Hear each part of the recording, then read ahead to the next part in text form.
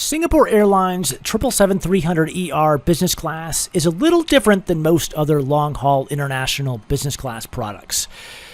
It looks and feels really great at first. However, it's not until later in the flight that you start to notice little things about it that maybe you wish you would have known about beforehand. You're either going to love it or hate it, I think.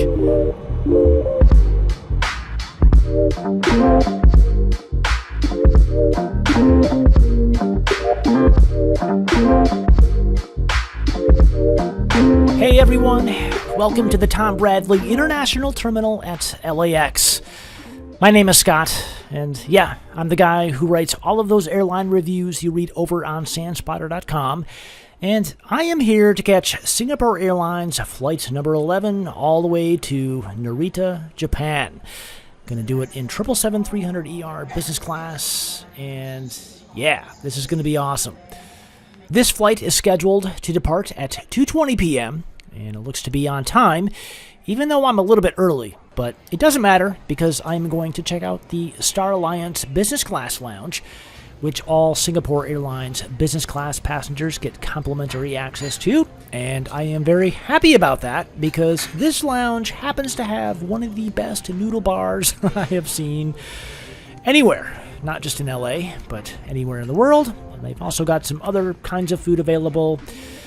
It's alright, but it's the noodles that are the best.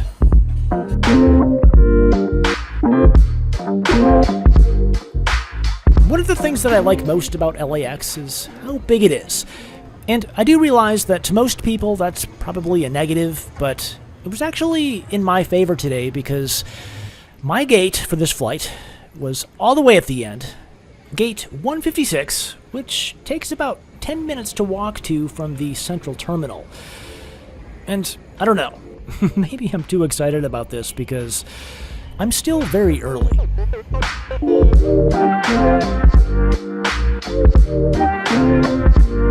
I guess one of the advantages of being so early is that you get to see your plane arrive. So here we go. This is the Singapore Airlines 777-300ER that is going to be taking me to Tokyo today.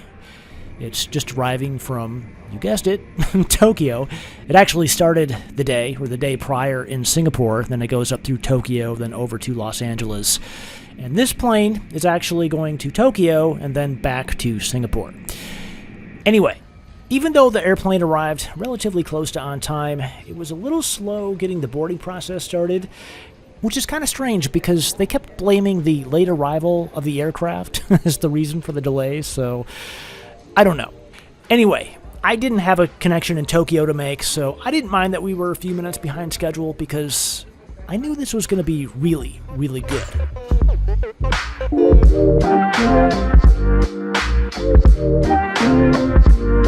They finally got the boarding process started at 2:30 p.m., which was 40 minutes late. But like I said, it was no big deal to me, especially now that I'm on the aircraft and I could see how good this was going to be. So here we go. This is seat 22A, and those of you who have flown Singapore Airlines A350 business class will recognize this seat immediately, flaws and all.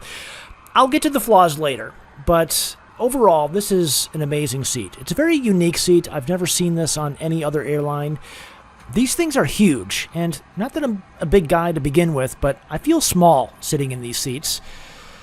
And yeah, legroom is excellent. They're extremely wide. There's so much room to spread out.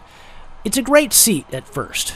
And like I said, I'll get to the flaws in a moment, but let's go through the amenities here. Got some water, some noise-canceling headphones, the storage space and all the plugins for audio and power. They're everywhere. And look, there's a mirror, too. That's kind of unique. The remote control, which I'll get to later, you will definitely be needing that. And then the seat controls, which, now that is a seat control panel. And yeah, these lights are pretty cool, too. Tons of settings here. The cabin crew came around with pre-departure drinks, of course. I went with apple juice, because I'm boring. And this menu looks phenomenal. I'll show that to you later as well. All I'm going to say is that the food was really good. Not phenomenal, but good.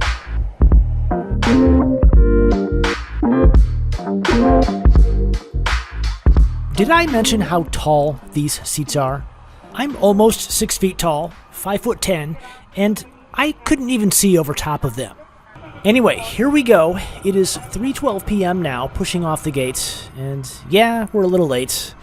No big deal though. The weather is good. There's lots to see.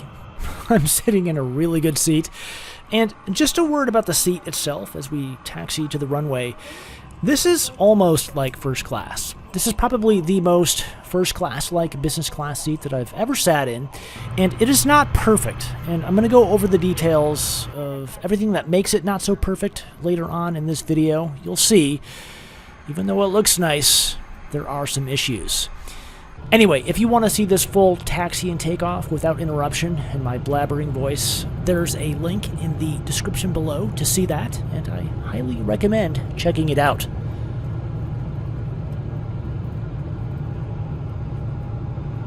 Prior to this flight, it had been 4 years since I had last flown Singapore Airlines long haul. And yeah, looking forward to this. So here's the menu. You can pause it to see all the details, but overall, this looks great. And it was maybe even better than the menu that I had on my last Singapore Airlines flight. Anyway, they got the snack and drink service started within about 20 minutes of departure, which is fairly quick. And it was that kind of proactivity from the cabin crew which made this such a great experience. Anyway, here is the noise-canceling headphones, which I didn't show you earlier. Yeah, they sounded good, I guess.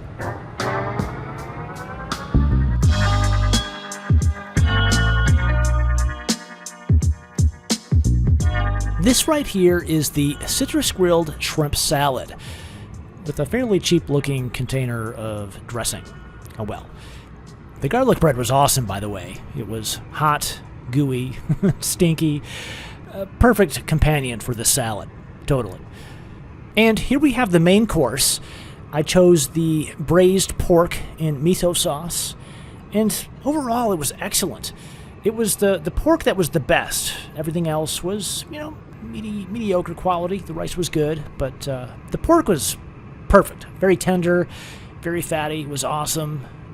And finally, for dessert, it was gluten-free spiced apple cake. They did have cheese and ice cream available, but I knew there was going to be a lot of good food later, so I decided just to stick with the cake.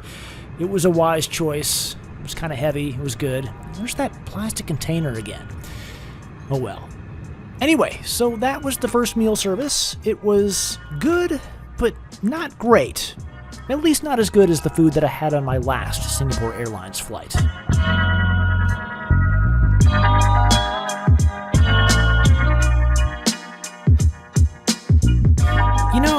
Every time I do a lavatory review in one of my overall airline reviews, I never really have much to say, but this time it's a little different. This is nice. And what makes it really nice is instead of paper towels, they had actual cloth linens to wipe your hands. Now, that is fancy. I have never seen that before. Anyway, back at my seat now, and it's in a lie-flat position, thanks to the help of a flight attendant. You can't do this by yourself. It's that complicated. And this is the part where I start being a little bit negative. So, overall, it's very comfortable. It's very wide. But the problem is you have to lay at an angle. You can't lay completely straight, and you feel like you're laying crooked, and it's just weird. It's comfortable, but weird. So, be warned. And speaking of weird and inconvenient things, that huge video screen in front of your face, it's not a touchscreen. You will have to use the remote control to interact with it, which is really frustrating because my natural instinct is to reach out and touch the screen. But you can't do that, and you have to interact with this little remote control, which is a little bit laggy, a little bit small, and it's just flopping around. I just want to touch the screen. That's all I want.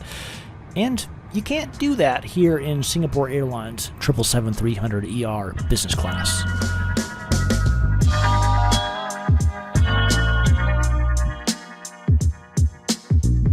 Here is the collection of self-serve snacks for economy class passengers. And I'm sorry, I didn't get footage of the self-serve snacks for business class and first class. Just delirious at this point, I guess. But, oh well, things are going really great so far, even though the seat is slightly uncomfortable. It's not uncomfortable, it's just awkward. But, oh well. Anyway, they turned the lights on a whopping 3 hours prior to landing for the second meal service. And, you know, when the food is this good, I don't mind. This is the hot smoked salmon with plenty farm salad. I guess I'm not sure what plenty farm salad is. I don't know if that was something that just got lost in translation or something, but it was good. And for the main course, I chose the braised beef cheek in red wine sauce. This was excellent. This was much better than the first meal. And this cornbread was so-so. It was good. It was just a little bit too spicy for my taste. But the beef was excellent. So tender, so good. It's just, I wish that cornbread wouldn't have been so spicy. And then finally, for dessert, there was this chocolate cherry mogador. I have no idea what a mogador is, but this is that. It was delicious, too. Excellent.